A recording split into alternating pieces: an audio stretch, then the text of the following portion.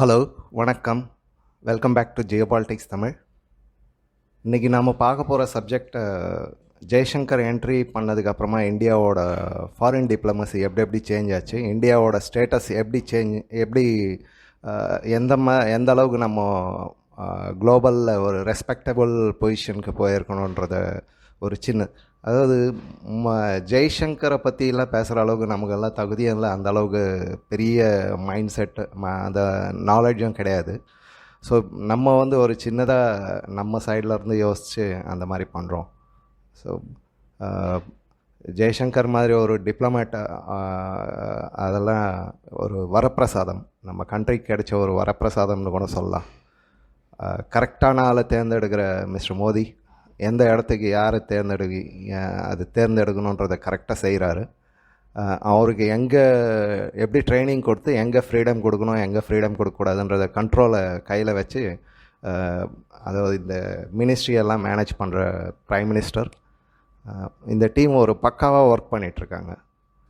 Jaishankar sir முதல்ல ஒரு டிப்ளமேட்டாக இருந்தவர், ரொம்ப காலமாக ஃபாரின் மினிஸ்ட்ரியில் ரொம்ப காலமாக ஒர்க் பண்ணவர்.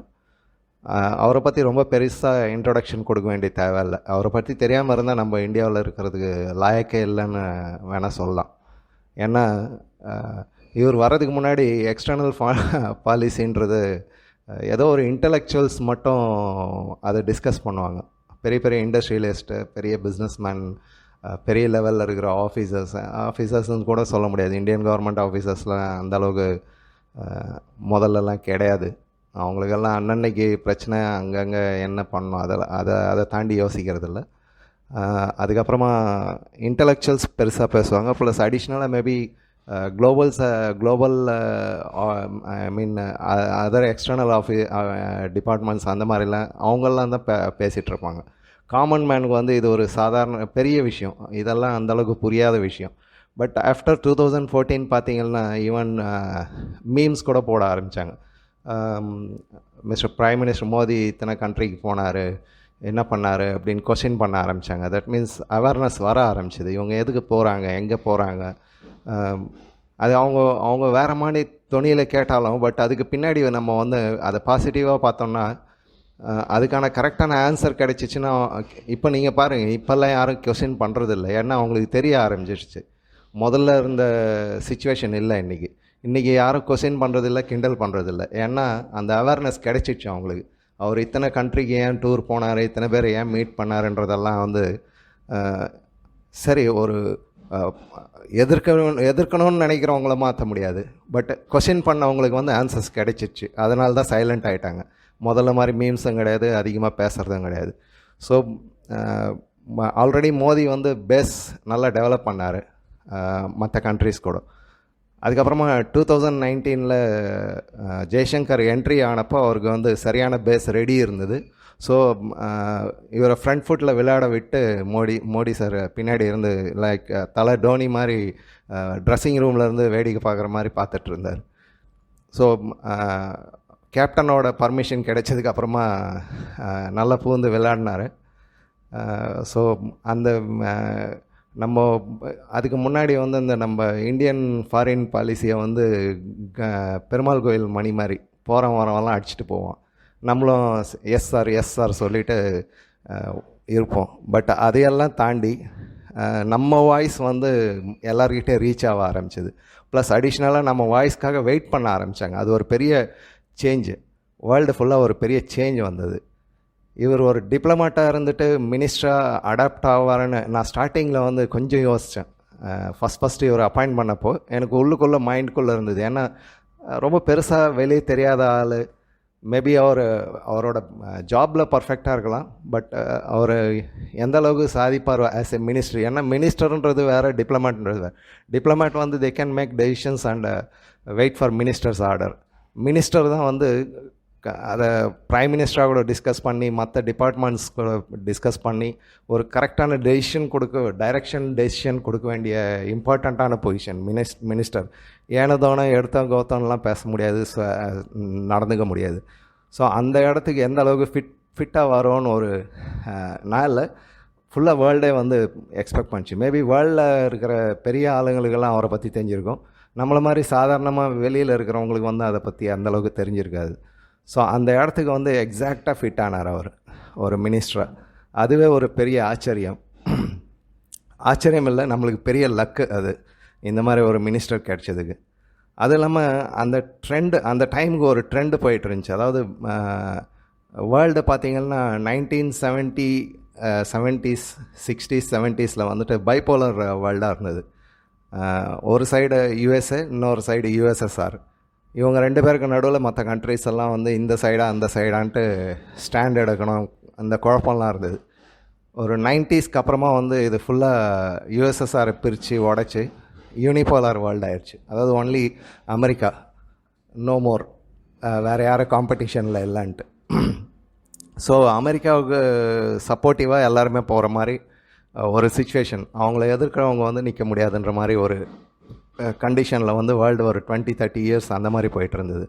இன்பிட்வீன் சைனா கொஞ்சம் டெவலப் ஆகிட்டு நம்பர் 2ல் அவங்க யோசிக்கிறாங்க, நம்பர் 2வாக நாங்கள் வரணும் அப்படின்னு சொல்லிட்டு. அதுக்கான ஸ்டெப்ஸை ஒரு அவங்க சேம் அமெரிக்கா ஒரு ஸ்டைலில் போச்சுன்னா இவங்க ஒரு ஸ்டைலில் கிரெடிட் பாலிசி, அந்த கிரெடிட்டை கொடுத்து அந்தந்த கண்ட்ரியை வந்து அவங்களோட கண்ட்ரோலில் கொண்டு போகிறது, இந்த மாதிரிலாம் அவங்க ஸ்டார்ட் பண்ண ஆரம்பித்தாங்க. இந்த மாதிரி ஒரு கன்ஃபியூஷனான ஸ்டேஜ் 2014.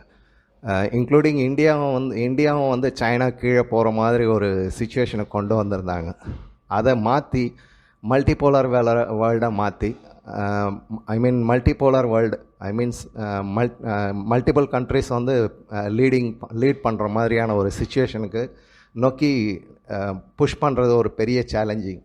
அந்த மாதிரி ஒரு சேலஞ்சிங்கான இடம் வந்து 2014 மோடி சார் பேஸ் ரெடி பண்ணி அதுக்கப்புறம் அந்த பிளேயர் ஜெய்சங்கர் அதை வந்து கரெக்டான ஒரு பொசிஷனுக்கு கொண்டு போய் டீமை லீடிங்கில் கொண்டு போயிட்டுருக்காரு. ஸோ இது வந்து நம்ம ஒரு பேக்ரவுண்டு இன்ட்ரொடக்ஷன் மாதிரி, இதை தான் நான் இன்ட்ரொடக்ஷன் சொல்ல முடியும். ஏன்னா பர்சனலாக ஜெய்சங்கர் சாரை இன்ட்ரொடியூஸ் பண்ணுற அளவுக்கு நான் முதலே சொல்லிட்டேன், என்கிட்ட அந்தளவுக்கு தகுதி இல்லை. ஸோ நம்ம இவங்க எப்படி ஒர்க் பண்ணாங்கன்றது ஒரு கிளான்ஸ் மாதிரி பார்க்கலாம். ஏன்னாக்கா இவங்க ஒர்க் பண்ணது எவ்வளோ பெரிய விஷயம், நிறைய விஷயம் செஞ்சுருக்காங்க. எல்லாத்தையும் நம்ம பேசணுன்னா ஒரு வருஷம் 2 ஆகும். அந்தளவுக்கு விஷயம்லாம் பண்ணியிருக்காங்க. சின்னதாக நிறையா நம்ம கண்ணுக்கு தெரியாமல் நிறையா பண்ணியிருக்காங்க. நம்மளுக்கு கண்ணுக்கு தெரியறது 1-2 விஷயந்தான். ஸோ கொஞ்சம் கிளான்ஸ் மாதிரி சின்னதாக ஒரு 4-5 ஸ்டெப்பில் நான் பார்க்கலான்னு ஒரு பிளான் பண்ணியிருக்கேன். ஸோ உங்களுக்கு பிடிச்சிருந்தா please like, share and support me. Let us move.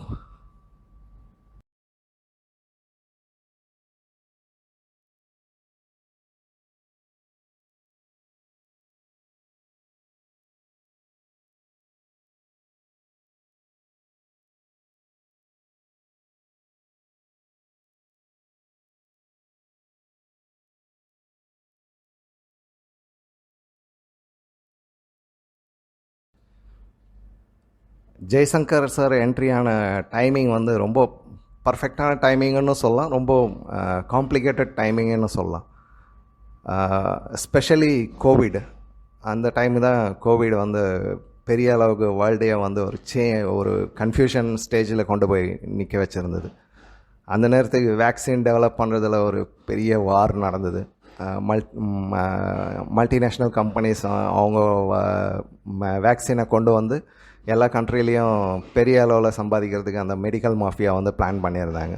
Plus அடிஷ்னலாக இந்தியாவில் வந்து ப்ரொடக்ஷன் கெப்பாசிட்டி இருந்தாலும் பட் டெக்னாலஜி அந்தளவுக்கு இல்லாமல் இருந்தது.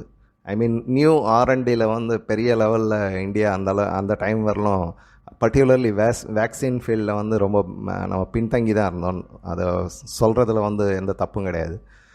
பட்டு அந்த நேரத்துக்கு ஃபோர்சிபிளாக மோடி அதை பின்னாடி நின்று வேக்சின் டெவலப்மெண்ட்டும் ஆயிடுச்சு. பட் வேக்சின் டெவலப் ஆனதுக்கப்புறமா பல்க் ப்ரொடக்ஷனுக்காக ரா மெட்டீரியல் சப்ளை நம்ம வந்து ஒரு 2-3 கண்ட்ரியை டிபெண்ட் பண்ணியிருந்தோம். America, China specially, and then some European countries. அதே சமயத்தில் வேக்சின் மட்டும் இல்லாமல் மெடிக்கல் எக்யூப்மெண்ட்ஸும் நம்மளுக்கு ப்ராப்ளம் இருந்தது. அதுலேயும் நம்ம வந்து ரொம்ப பின்தங்கி இருந்தோம். ஈவன் க்ளவுஸ், ஈவன் அந்த மாஸ்க்கு, இதெல்லாம் கூட நம்ம பின்னாடி இருந்தோம். பட் அந்த டைமுக்கு அதெல்லாம் கொண்டு வர்றது இங்கே ப்ரொடக்ஷன் ஸ்டார்ட் பண்ணுறது, இந்த சேலஞ்செல்லாம் ஓவர் கம் பண்ணி கரெக்டான ஒரு பொசிஷனில் கொண்டு வந்தாங்க. அதே சமயத்தில் கோவிட்டில் சடனாக எல்லா இடத்துலையும் ஸ்டக் ஆனதுனால கிட்டத்தட்ட 1.83 crore பேசஞ்சர்ஸ், இந்தியன் பேசஞ்சர்ஸ் வந்து வேறு கண்ட்ரியில் ஸ்டக் ஆகிட்டாங்க. ஸோ அவங்கள கொண்டு வந்து மறுபடியும் சேர்க்கறது, அவங்க மூலயமா ஸ்ப்ரெட் ஆகாமல் இருக்கிறது தடுக்கிறது, இதெல்லாம் ஒரு ஒரு பெரிய சேலஞ்சஸ். ஸோ இந்த சேலஞ்சஸ் எல்லாம் ஓவர் கம் பண்ணி ஓரளவுக்கு ஸ்டெபிலைஸ் ஆனதுக்கப்புறமா வேக்சின்ஸ் சப்ளை ஸ்டார்ட் ஆயிருச்சு. வேக்சின் சப்ளை வந்து இன்டர்னலாக ஃபஸ்ட்டு கொடுக்கணும். வேர்ல்டு பிக்கஸ்ட் பாப்புலேஷன், அது ஒரு பக்கம் ஒரு அதாவது ஒவ்வொரு ஜியாகிரபிக்கலி ஸ்ப்ரெடட் ஏரியா, ரொம்ப சேலஞ்சிங். ப்ளஸ் அடிஷ்னலாக மற்ற கண்ட்ரீஸ்க்கும் சப்ளை பண்ணணும், ஸ்பெஷலி அன்டெவலப்டு கண்ட்ரீஸ், அவங்களுக்கும் கொடுக்கணும்.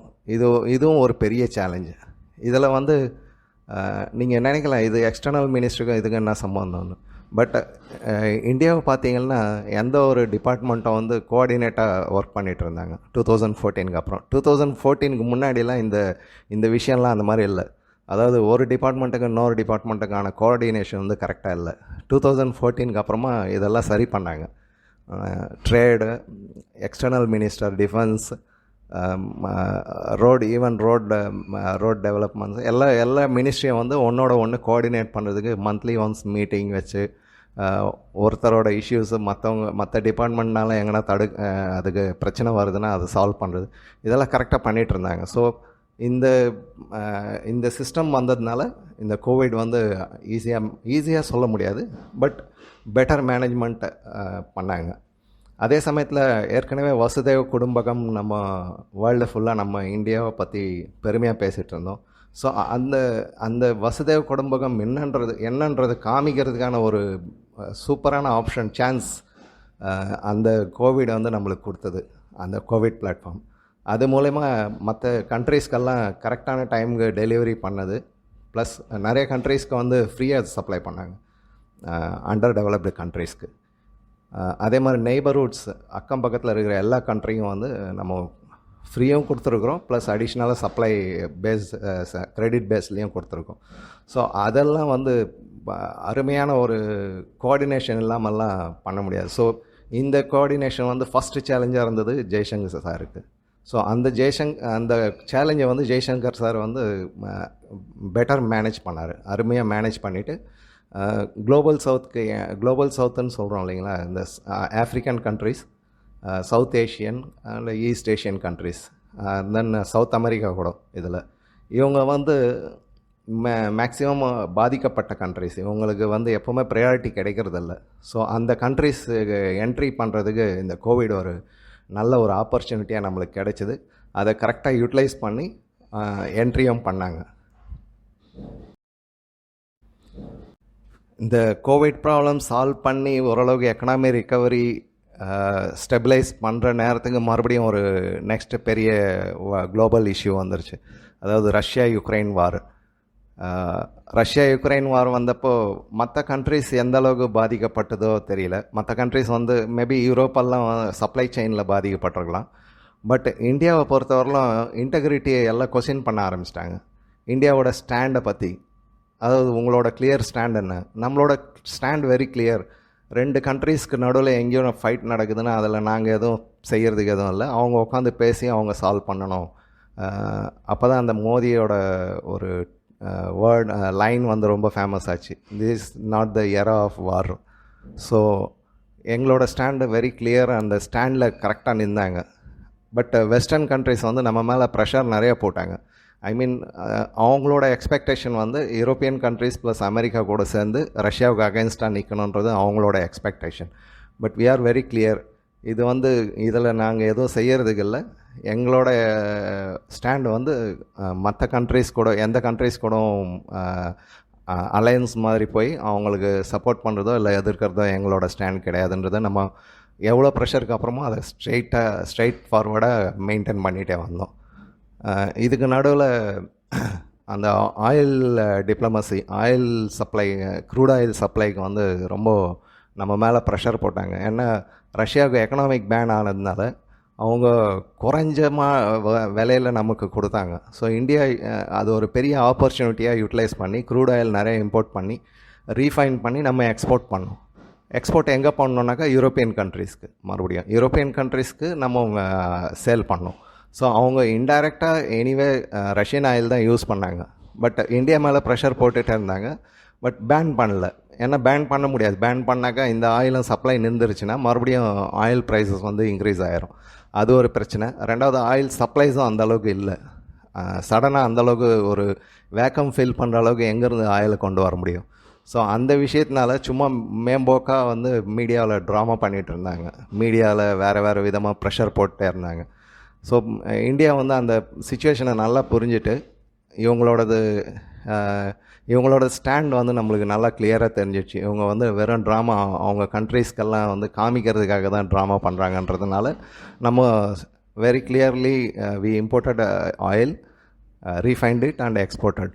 ஸோ அந்த அதில் நம்ம நல்லா இன்கமும் பண்ணோம். நம்ம எக்கனாமியும் நல்ல ட்ரேடு எக்கனாமி வந்து நல்லா டெவலப் ஆக ஆரம்பிச்சிது. ப்ளஸ் அடிஷ்னலாக இந்த இம்போர்ட் அதிகமாக அரேபியன் கண்ட்ரீஸில் நமக்கு ப்ரெஷர் போட்டுட்டு இருந்தாங்க. ஆயில் அவங்கக்கிட்ட வாங்குறதுனால அவங்க மேலே டிபெண்டாக இருக்கிறதா நினச்சி ஒரு சில கண்ட்ரீஸ்லாம் ரொம்ப பிரச்சனை பண்ணிகிட்டு இருந்தாங்க. இந்தியாவது காஷ்மீர் எல்லா விஷயத்துலேயும் நம்மளுக்கு அகைன்ஸ்டாகவே நின்றுட்டு இருந்தாங்க. ஆனால் ஆயில் இல்லைன்னா உங்கள் கண்ட்ரி போயிடும்ன்ற ஒரு மிரட்டல். ஸோ அதையும் வந்து நம்ம கரெக்டாக டீல் பண்ணி அவங்களையும் வழிக்கு கொண்டு வந்தோம். இது நம்மளுக்கு ஒரு சரியான ஆப்பர்ச்சுனிட்டியாக கிடைச்சது. அதை கரெக்டாக கொண்டு போனது மிஸ்டர் ஜெய்சங்கர். ஸோ அவரோட டைரெக்ஷன் வந்து மோடி டெசிஷன் அண்ட் ஜெய்சங்கர் டைரெக்ஷனில் இந்த சிச்சுவேஷன் வந்து சரியான கரெக்டாக யூஸ் பண்ணணும் நம்ம. ரெண்டாவது வந்து ஹேண்ட்லிங் டீப் ஸ்டேட். ஃபஸ்ட் டைமாக டீப் ஸ்டேட்லேருந்து ஜார்ஜ் சோரஸ் ஃபஸ்ட் டைம் ஓப்பனாக வந்து இந்தியாவுக்கு அகைன்ஸ்டாக பேசினான் அவன் அந்த கிழவன். ஸோ அதுக்கு சரியான ஒரு சூப்பரான ஒரு பதிலடி கொடுத்து அது அந்த ஸ்லைடு பார்த்திங்கன்னா புரியும். அந்த வேர்டிங்கெல்லாம் எக்ஸாக்ட்லி செலக்டட் வேர்டிங்ஸ். அதுக்கப்புறமா அவர் மறுபடியும் காணாமல் போயிட்டார். ஸோ டீப் ஸ்டேட் ஒரு பக்கமாக நம்மளுக்கு ப்ரெஷர், மீடியா ப்ரெஷர், அந்த நியூ வேர்ல்டு ஆர்டர் சேஞ்சிங் ஆகிட்டுருக்கு, மல்டிபோலரில் போயிட்டுருக்கு யூனிபோலர்லேருந்து அந்த ப்ரெஷர்ஸ். அதுக்கப்புறமா எக்கனாமியை வந்து மெயின்டைன் பண்ணிகிட்டே இருக்கணும், அது ஒரு பக்கமான ப்ரெஷர். இது இல்லாமல் டிப்ளமேட்டிக் மிஷன்ஸ், யுக்ரைனில் ரஷ்யாவில் நம்ம கண்ட்ரிமேன் அங்கே ஸ்டூடெண்ட்ஸ் எல்லாம் போனவங்கள அவங்கள காப்பாற்றுந்து, இந்த மாதிரி நிறைய விஷயம் வந்து external ministry very beautifully handled that. So அந்த ஒரு எக்ஸ்டர்னல் மினிஸ்ட்ரியோட ஒர்க்கை வந்து முதல் முறையாக நம்ம ரசித்து அனுபவித்து கண்ணெதிர்க பார்த்த ஒரு விஷயம். இதுக்கு முன்னாடியெல்லாம் அந்தளவுக்கு நம்மக்கிட்ட மேபி சம் மீடியா கூட அந்தளவுக்கு இல்லை அந்த டைமுக்கு. பட் இதெல்லாம் வந்து நம்ம கண்ணெதிர்க நடக்கும்போது ஒரு இந்தியாவோட ஸ்டாண்டு ரெஸ்பெக்ட் வேர்ல்டு லெவலில் மேலே போகும்போது நமக்கு அந்த சந்தோஷம் வந்து சொல்ல முடியாது. அந்த மாதிரி ஒரு சந்தோஷத்தை நம்மளுக்கு கொடுத்தவர் ஜெய்சங்கர் சார்.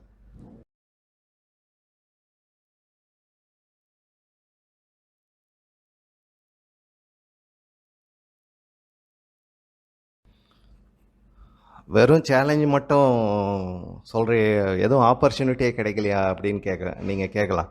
கிடைச்சது ஒரு ஆப்பர்ச்சுனிட்டி, G20 சம்மிட்.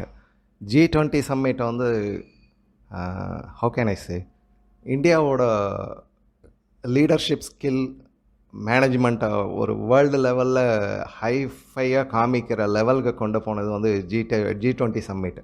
அதை ஆர்கனைஸ் பண்ண விதம், க்ளோஸ் பண்ண விதம், குளோபல் லீடர்ஷிப்பாக நம்மளை ஒரு ப்ரொஜெக்ட் பண்ணி நம்மளோட ஸ்டாண்ட்ஸ் எல்லாம், அதுலேயும் நிறைய ஸ்டாண்ட்ஸ் எல்லாம் நம்ம கிளியர் பண்ணோம். இன்பிட்வீன் பிரிக்ஸ் பேரலாக நடந்துகிட்டு இருந்தது பிரிக்ஸ். ஸோ அங்கேயும் வந்து நம்மளோட ஸ்டாண்டை கிளியர் பண்ணதோட அதுலேயும் நம்ம லீடர் தான். இதில் ஸ்பெஷலாக நம்ம கவனிக்க வேண்டியது, இந்த பிரிக்ஸ் G20 சம்மிட்டில் வந்துட்டு நம்ம சைனாவை ஓவர்டேக் பண்ணோம். சைனாவை வந்து சைட்லைன் பண்ணி you are not the global லீடர்ன்ற ஒரு அவருக்கு அவங்க முகத்தில் அடிக்கிற மாதிரி ஒரு இன்ஃபர்மேஷனை அவங்க முன்னாடி போட்டோம் அவங்களுக்கு. ஸோ அவங்க பேக் ஸ்டெப் போகிற லெவலுக்கு கொண்டு போய் விட்டது ஒரு பெரிய சாதனை. அதே மாதிரி ஆஃப்ரிக்கன் யூனியன் இதில் இண்டக்ட் பண்ணதுக்கு நிறைய பேர் அதை எக்ஸ்பெக்ட் பண்ணல. அந்தளவுக்கு அது சக்ஸஸ் ஆகாதுன்ட்டு ஃபுல்லாக சொல்லிகிட்டு இருந்தாங்க. But we successfully did it. அது இல்லாமல் G20 வந்து ஆல்டர்னேட் டு யுனைடெட் நேஷன்ஸ் பற்றி உங்களுக்கு தெரியும். ஏற்கனவே எல்லா கண்ட்ரியும், அதாவது சைனாவும், யூரோப்பியன் கண்ட்ரிஸ், அமெரிக்கன், இவங்க சொல்கிறத தான் கேட்குற மாதிரி ஒரு சுச்சுவேஷன் இருக்குது யுனைடெட் நேஷன்ஸ். மற்ற கண்ட்ரீஸ்க்கெல்லாம் ரெஸ்பெக்டும் கிடையாது.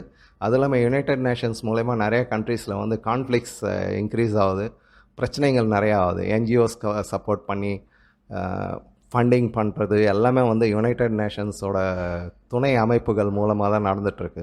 ஸோ இதனால் ஏற்கனவே எல்லாமே அது மேலே இருந்த கோவத்தை வந்து G20 சப்போர்ட் பண்ணிச்சு. ஸோ G20 வந்து சக்ஸஸ்ஃபுல்லாக ஒரு ப்ராஜெக்ட் பண்ணி வேர்ல்டு லெவலில் ஒரு ஆல்டர்னேட்டிவாக கொண்டு வந்து நிற்க வச்சு நம்ம அவங்களுக்கு காமிச்சோம். நீங்கள் திருந்தலைன்னா அடுத்த ஸ்டெப்பு எங்களோடது, அதாவது குளோபலாக அடுத்த முறை உங்களுக்கு வேல்யூ இல்லாமல் பண்ணிடுவோன்ற ஒரு ஸ்டாண்டை வந்து காமிச்சு நம்ம குளோபல் சக்ஸஸ்ஃபுல்லான ப்ராஜெக்டை முடித்தோம். பின்னாடியே இன்னொரு கான்ஃப்ளிக்ட் வந்துடுச்சு, இஸ்ரேல் ஹமாஸ் பிரச்சனை. இதுவும் வந்து அன்எக்ஸ்பெக்டடாக, but okay, whatever it is. அதுலேயும் நமக்கு மறுபடியும் நம்ம வேர்ல்டில் இருக்கிற எந்த கண்ட்ரிக்கும் கிடைக்காத கொஸ்டின்ஸ் நம்ம மேலே வர ஆரம்பிச்சிது. நம்மளோட ஸ்டாண்ட் என்ன, ஹமாஸ் பக்கம் நிற்கிறோமா, இஸ்ரேல் பக்கம் நிற்கிறோமா? அதுலேயும் நம்ம ஸ்டாண்டு வெரி கிளியராக இருந்தது. We are not with terrorism at all.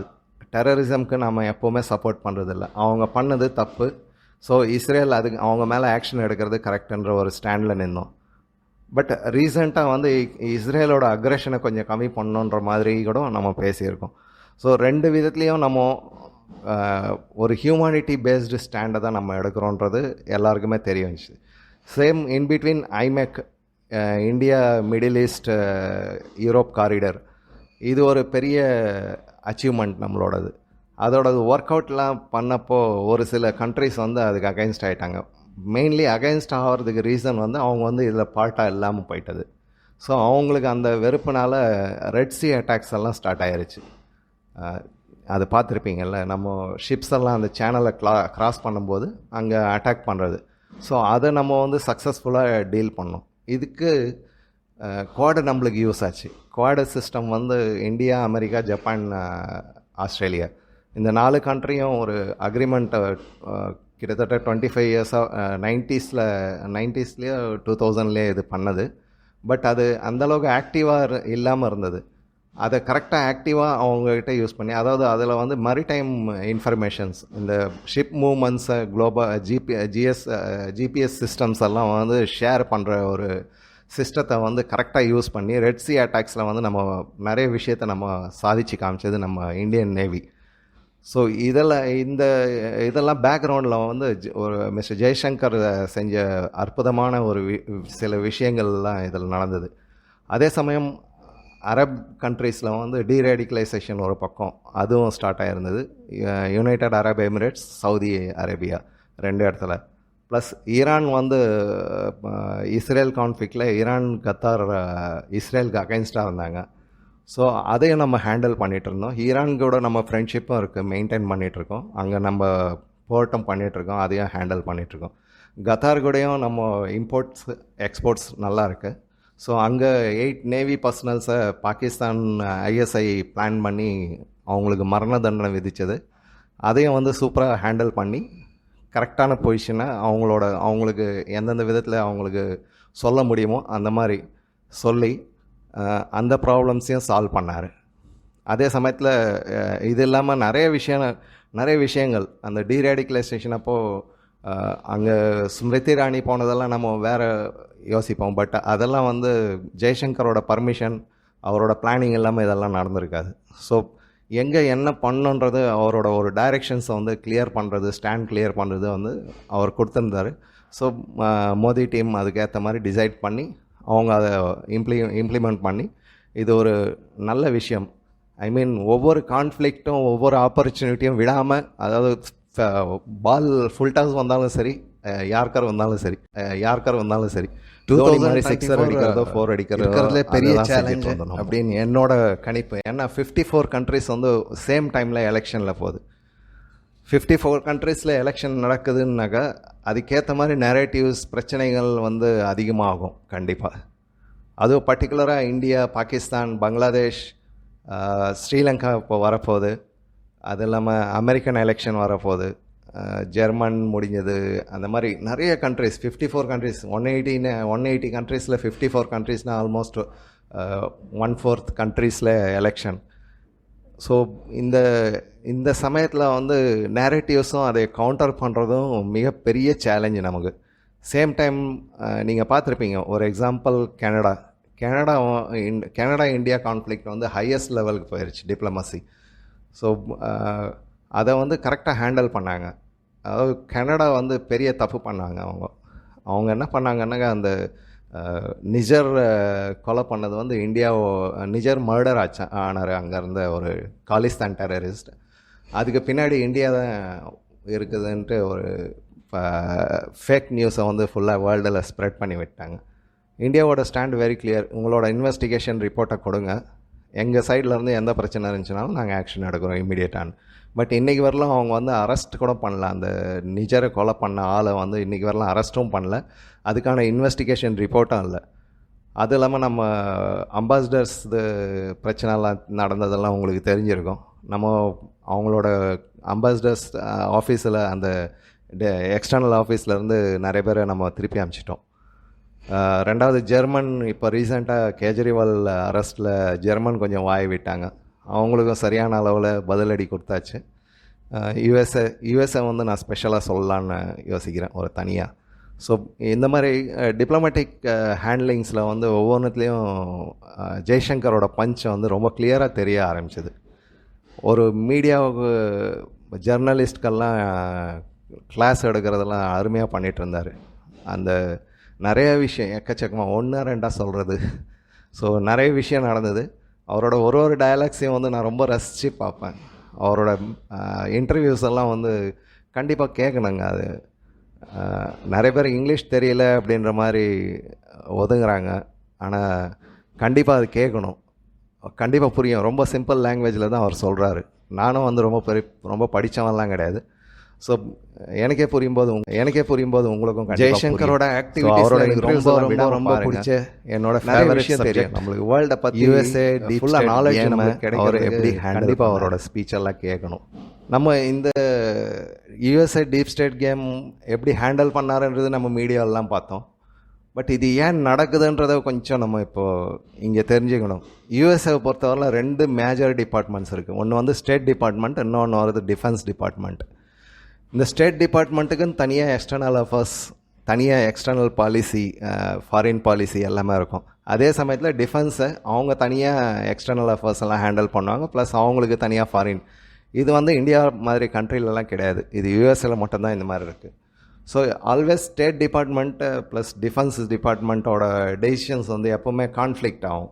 இப்போது ஒரு எக்ஸாம்பிள் பார்த்தீங்கன்னா, இந்தியாவுக்கு அகேன்ஸ்ட் நேரேட்டிவ்ஸ் எல்லாம் செட் பண்ணுறது பார்த்தீங்கன்னா ஸ்டேட் டிபார்ட்மெண்ட் சப்போர்ட்டிவான ஆளுங்க, இந்த என்ஜிஓஸ், ஜார்ஜ் சோரஸ் ஆளுங்க, இந்த யுஎன் நேஷ்னல் சப்போர்ட்டிங் ஆக்டிவிஸ்ட்டு, இவங்கெல்லாம் ஸ்டேட் டிபார்ட்மெண்ட்டோட பேக்ரவுண்டில் ஒர்க் பண்ணுறவங்க.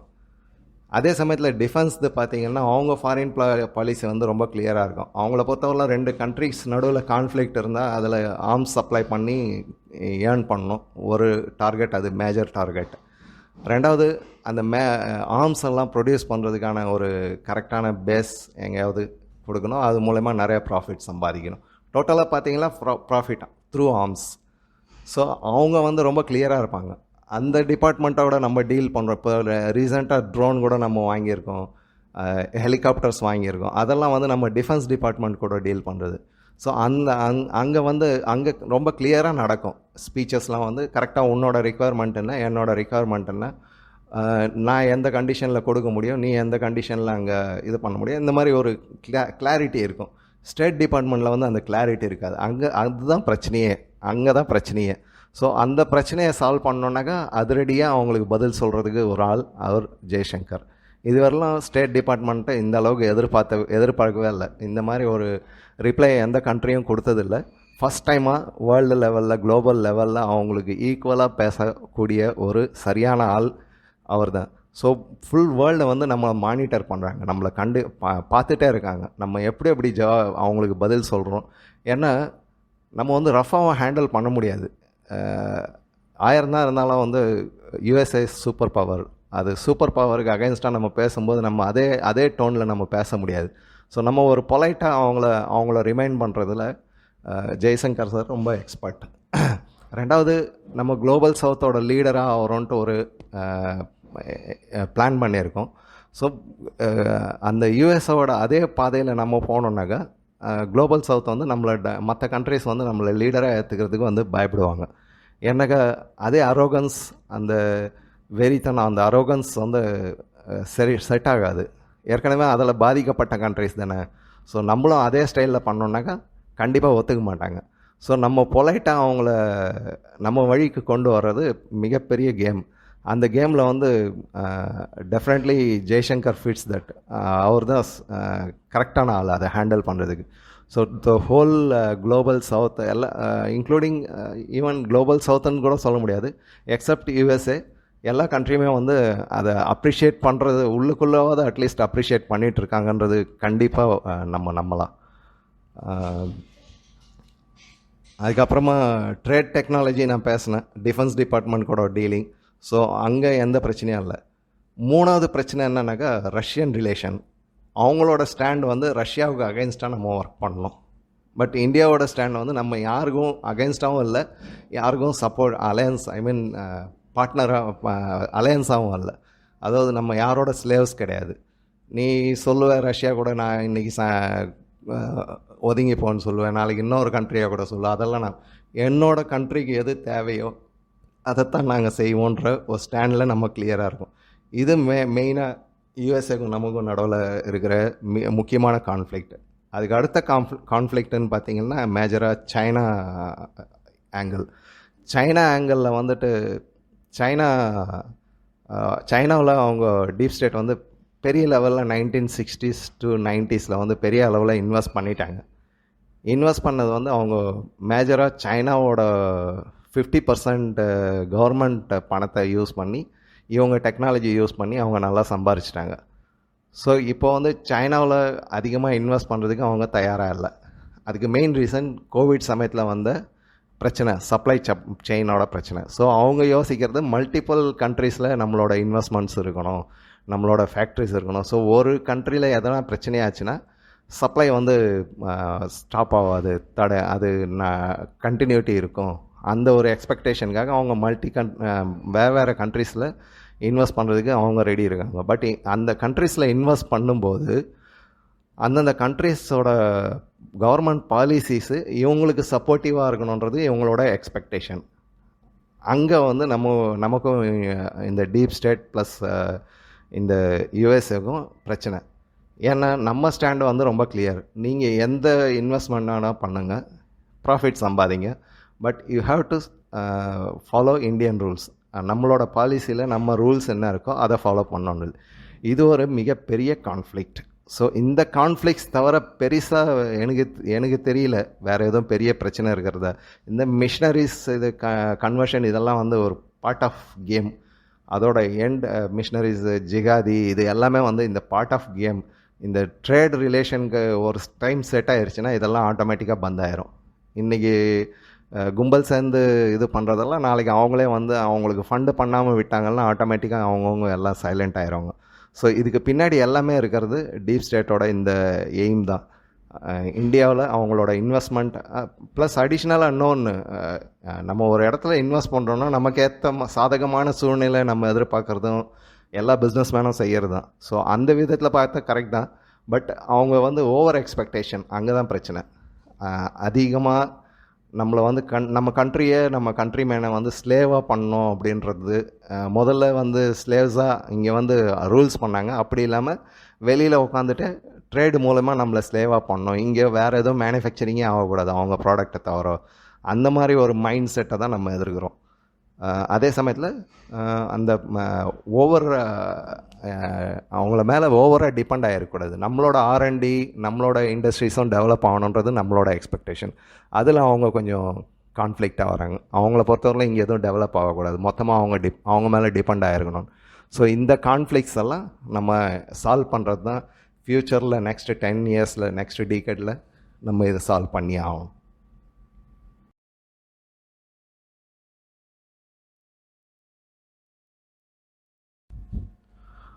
ஸோ ஃபைனலாக நம்மளோட ஃப்யூச்சர் ஃபாரின் பாலிசி இந்த டீப் ஸ்டேட்டை வந்து நம்ம அவாய்ட் பண்ண முடியாது. இன்வெஸ்ட்மெண்ட்ஸ் நம்மளுக்கு வேணும், டெக்னாலஜிக்கல் ட்ரான்ஸ்ஃபர்ஸ் இதெல்லாமும் நமக்கு வேண்டும். அதே சமயத்தில் இங்கேயும் டெவலப் ஆகணும். அதெல்லாம் ஒரு நாள் 2 நாளில் டெவலப் ஆக முடியாது. ஸோ அதுக்கான சூழ்நிலை உருவாக்கணும்னா அந்த இன்வெஸ்ட்மெண்ட்ஸ் தேவைப்படும். ஸோ நம்ம விஷன் 230 விக்சிட் பாரத் 2047 இதையெல்லாம் நம்ம பிளான் பண்ணியிருக்கோம். ஐ திங்க் கரெக்டான நேரத்தில் கரெக்டான ஆளாக ஒரு மிஸ்டர் ஜெய்சங்கர் வந்தது நமக்கு ஒரு பெரிய லக்கு. அவர் இதெல்லாம் கரெக்டாக செட் பண்ணி கொடுப்பாருன்ற ஒரு நம்பிக்கை எனக்கு இருக்குது. மற்றவங்களுக்கு எப்படின்னு தெரியல எனக்கு. அதே சமயத்தில் மல்டிபோலார் வேர்ல்டு ஆகும்போது நிறைய சேலஞ்சஸ் நம்ம ஃபேஸ் பண்ண வேண்டியிருக்கும். ஸோ இன்னையிலேருந்து அதுக்கான களத்தை தயார் பண்ணுறது நம்ம தயார் பண்ணிக்கிறது வந்து ரொம்ப முக்கியம். அதையும் வந்து மோடி அண்ட் ஜெய்சங்கர் டீம் வந்து கரெக்டாக பண்ணி வைப்பாங்க. நெக்ஸ்ட் டேர்மில் பிஃபோர் 2030 நம்ம இதுக்கெல்லாம் ரெடி ஆகணும். ஸோ அந்த வேலையை வந்து இவங்க பர்ஃபெக்டாக செய்வாங்கன்னு நினைக்கிறேன். செய்வாங்க கண்டிப்பாக, நினைக்கிறது இல்லை, செய்வாங்க கண்டிப்பாக. ஸோ நம்மளோட வேலை அவங்க மேலே கான்ஃபிடென்ஸ் வச்சு அவங்களுக்கு சப்போர்ட் பண்ணுறது, அதை செஞ்சால் போதும். கிரிட்டிசிசம் கண்டிப்பாக பண்ணி தான் ஆகணும். உங்களுக்கு எங்கெங்கே கிரிட்டிசைஸ் பண்ணணுமோ பண்ணுங்கள். அது ஒரு பாசிட்டிவாக இருக்கட்டும். நம்ம கண்ட்ரிக்காக யாரோ ஒருத்தர் வெளியிலேருந்து எழுதி கொடுக்க அந்த சொல்லுவாங்கள்ல, யாரோ போகிறவன் எழுதி கொடுத்தான் அப்படின்ட்டு, அந்த மாதிரி எழுதி கொடுக்குறதெல்லாம் ஒரு மீம்ஸை பார்த்தீங்கன்னா கூட நீங்கள் ஒரு சின்னதாக இன்றைக்கி எல்லாருக்கிட்டேயும் ஸ்மார்ட் ஃபோன் இருக்குது. ஒரு சின்னதாக ஒரு கூகுள் பண்ணி பாருங்கள், இந்த விஷயம் மேட்ரு உண்மையா அப்படின்ட்டு. நிறைய பொய்யான மேட்ரெல்லாம் ஃபார்வேர்ட் பண்ணுறது, அதை சப்போர்ட் பண்ணுறதெல்லாம் அவாய்ட் பண்ணுங்கள். நம்ம ஒரு ஆளை எதிர்க்கலாம், ஒரு பார்ட்டியை எதிர்க்கலாம், கண்ட்ரியை எதிர்க்க முடியாது. கண்ட்ரி வந்து என்றைக்கும் நம்மளுக்கு இந்த கண்ட்ரி விட்டால் வேறு எங்கேயும் போய் இருக்கவும் முடியாது. எங்கே போனாலும் நம்ம அகதிகள் தான், இல்லைனா வேறு நாட்டு சிட்டிசன் தான், அவ்வளோதான். அங்கே அதுக்கு மேலாம் நம்மளுக்கு எந்த சப்போர்ட்டும் கிடைக்காது. ஸோ எங்கே போனாலும் இந்த கண்ட்ரி தான் நமக்கு முக்கியம். அந்த கண்ட்ரியை காப்பாற்றுற நெக்ஸ்ட் ஜென்ரேஷனுக்கு இந்த மெசேஜஸ்லாம் கொண்டு போகிறது ரொம்ப இம்பார்ட்டண்ட். நீங்கள் உங்கள் வீட்டில் உட்காந்து டிவி பார்க்கும்போது அதிகபட்சமாக முதல்ல ஜென்ஸ் மாறுங்க. ஜென்ஸ் வந்து நிறைய இந்த மாதிரி ஜெய்சங்கர் இன்டர்வியூ, நல்ல மினிஸ்டர்ஸ் இதெல்லாம் இன்டர்வியூ நிறையா வருது. அதெல்லாம் நீங்கள் மொபைலில் பார்க்குறது இல்லை டிவியில் பார்க்குறது, இதெல்லாம் நீங்கள் ஸ்டார்ட் பண்ணிங்கன்னா உங்களை ஃபாலோ பண்ணி உங்கள் ஃபேமிலியும் சேஞ்ச் ஆகும். ஃபஸ்ட்டு நீங்கள் தான் சேஞ்ச் ஆகணும். நீங்கள் சேஞ்ச் ஆகாமல் உங்கள் நெக்ஸ்ட் ஜென்ரேஷன் சேஞ்ச் ஆகாது. ஸோ நீங்கள் அதை கொஞ்சம் அவங்கக்கிட்ட ரிக்வெஸ்ட் பண்ணுங்கள். நிறைய பேர் எதிர்ப்பாங்க, எனக்கு சீரியல் வருது, சினிமா வருது, அந்த டைமுக்கு நீ பார்க்க வேண்டான்னு. பட் நீங்கள் கொஞ்சம் ரிக்வெஸ்ட் பண்ணிவிட்டு, இது ரொம்ப முக்கியமானது, நீயும் உட்காந்து கேளு அப்படின்ட்டு எல்லோரையும் கூட உட்கார வச்சு நீங்கள் எக்ஸ்பிளைன் கூட பண்ணுங்கள் சின்ன சின்ன விஷயங்கள்லாம். ஸோ நெக்ஸ்ட் ஜென்ரேஷன் வந்து நம்ம விட பெஸ்ட்டு தயாராகிறது நம்ம கையில் தான் இருக்குது. So all the best. Thanks to mister Jaishankar. நான் சொன்னதில் எதுவும் தப்பாக இருந்தால் மன்னிச்சிருங்க. நான் அந்தளவுக்கு எக்ஸ்பெக்ட் இல்லை, மறுபடியும் சொல்கிறேன் நான். ஸோ தேங்க்யூ ஃபார் வாட்சிங். ஜெய் ஹிந்த். பாய் பாய்.